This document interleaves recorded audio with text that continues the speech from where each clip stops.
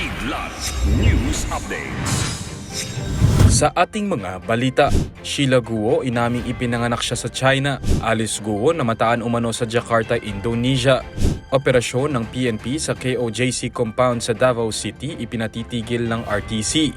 Senior citizen patay sa sunog sa Baguio City. Trust rating ni PBBM tumaas. VP Sara bumaba ayon sa latest Okta survey. Ako po si Cesar Soriano, kasama ang buong puwersa ng Kidlat News Channel para ihatid ang mga nangungunang balita sa buong kapuluan ngayon. Inamin ni Sheila Guo, sinasabing kapatid ni dismissed Bamban Tarlac Mayor Alice Guo na hindi siya ipinanganak sa Pilipinas kundi sa China nang tanungin siya sa hearing sa Senado. Kanya ring kinumpirma na dumating siya sa Pilipinas galing China noong 2001. Ayon din kay Sheila, magkaiba ang biological fathers nila ni Alice Guo. Kanya ring pinabulaanan na si Lin Wenyi ang kanyang ina. Sa kwento ni Sheila, dinala siya ng kanyang foster father na si Guo Jianzong sa Pilipinas para tumulong sa negosyo. Ang kanyang foster father din umano ang nagbigay ng kanyang Philippine passport. Matatanda ang kinumpirma ni Sheila na lumikas siya kasama ang kanyang mga kapatid na sina Wesley at Alice sa Pilipinas sakay ng mga bangka. Samantala, ayon kay Bureau of Immigration o BI Commissioner Norman Tansinko, nakatanggap siya ng report na namataan umano si Alice Guo sa Jakarta, Indonesia. Kung sakaling ma-verify ito, lumalabas na patuloy ang paggalaw ni Alice Guo. Una nang sinabi ng Presidential Anti-Organized Crime Commission o PAOCC na kanilang pinaniniwala ang nasa Batam City sa Indonesia ang dismissed mayor. Nagbaba ng cease and desist order ang Regional Trial Court or RTC Branch 15 laban sa Philippine National Police o PNP kaugnay ng kanilang operasyon sa Kingdom of Jesus Christ o KOJC compound. Bukod sa tigil operasyon, ipinatatanggal din ng korte ang inilagay nitong barikada sa entry points ng compound.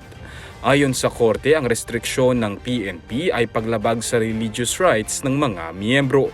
Ipinagbunyi naman ng mga KOJC members ang desisyon ng korte. Ito na ang ika-4 na araw ng paghahanap ng PNP kay KOJC Pastor Apollo Quiboloy na nahaharap sa abuse and human trafficking charges.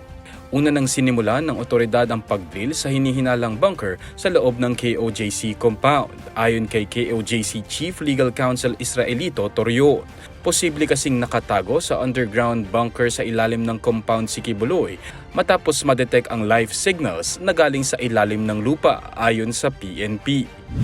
Nakita ng mga bombero at operatiba ng Scene of the Crime Operatives o SOCO ang labi ng isang 61 anyos na lalaki na nasawi nang masunog ang isang boarding house sa Barangay Campo Filipino sa Baguio City.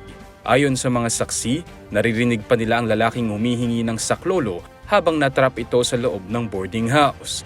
Nagsimula ang sunog bandang alas 5:30 ng madaling araw at idineklarang fire out 8:12 kaninang umaga. Ayon sa mga barangay official, nasa 7 pamilya ang apektado sa nangyaring sunog. Inaalam pa ang sanhi ng trahedya. Tumaas ang trust and performance rating ni Pangulong Ferdinand Marcos Jr. Samantalang bumaba naman ang rating ni Vice President Sara Duterte sa pinakabagong Okta Research Survey. Sa second quarter tugon ng Masa Survey, 71% ng adult Filipinos ang sumagot na pinagkakatiwalaan nila si PBBM. Mas mataas ito ng 2% mula sa 69% noong first quarter.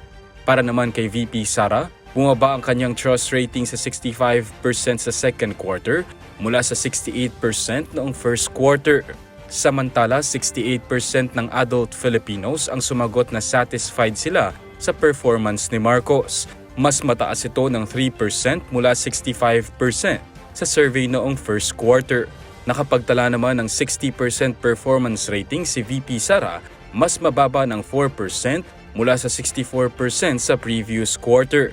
Ayon sa Okta, ito ang second consecutive quarter na bumaba ang trust and performance ratings ng Vice Presidente. Para sa Kidlat News Update, Renzel Linon, nag-uula.